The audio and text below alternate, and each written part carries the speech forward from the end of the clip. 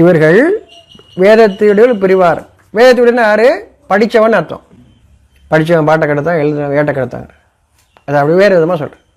வேதத்துடையோரில் ஒரு பிரிவார். தப்புக்காகவே அதை பயன்படுத்துறது. ஒரு சட்டம் தெரிஞ்சிச்சுன்னா என்ன செய்யணும்? அதன்படி நடக்கணும் இல்லையா? சட்டம் தெரிஞ்சதுக்கப்புறம் அதை எப்படி ஏமாத்தலான்னு செய்கிறது என்ன என்ன நினப்பு வருது இல்லையா? அவங்கள பற்றி அறிவிக்குது. சட்டம்னா என்ன? நான் வழி தவறியாமல் இருக்கும்போது எனக்கு எது சரியான வழின்னு அறிவிக்கிறது தான் சட்டம். என்னை கட்டுப்படுத்துறது இல்லை சட்டம். சட்டம்ன்றது எனக்கு ஒன்று தெரியல, அதாவது சரியாக செய்ய தெரியல, எது சரியானது எது நமக்கு நல்லதுன்னு அறிவிக்கிறது தான் சட்டம்.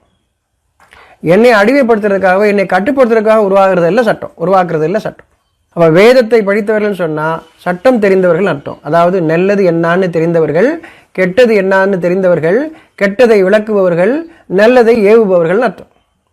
ஆனால் இதையே குறுக்குத்தனமா அதற்கு மாறாக எண்ணம் கொள்றாங்க. தெரிஞ்சதுக்கப்புறம் அவர்கள் தான் வேதத்துடையோரில் ஒரு பிரிவார் அறிவிக்கிறார். தெரிஞ்சே தப்பு பண்ணுறான்.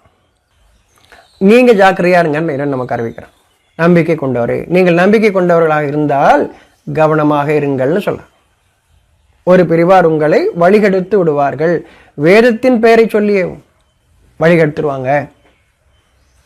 மூர்க்கவாதிகளாக அவங்களை மாற்றிடுவாங்க. மனிதன் மிருகத்துக்கு அந்த குணம் இருக்கு இல்லையா? ஒன்று அடிச்சுங்கிற குணம் இருக்கு இல்லையா? தன் குட்டியை திங்கிற குணம் இருக்கு இல்லையா? மிருகத்துக்கு, பல மிருகங்களுக்கு, பல உயிரினங்களுக்கு இருக்குது. தன்னுடைய குட்டிகளை காலி பண்ணும், சாப்பிடும். மனிதனுக்கு அப்படி இல்லை. அந்த குணத்தை கொண்டு வராங்க. நீங்கள் உங்கள் குட்டியை கொண்டாலும் சரி, அடுத்தவங்களை கொண்டாலும் சரி, அந்த எண்ணத்திற்கு உங்களை கொண்டு செல்வார்கள், திசை திருப்புவார்கள்.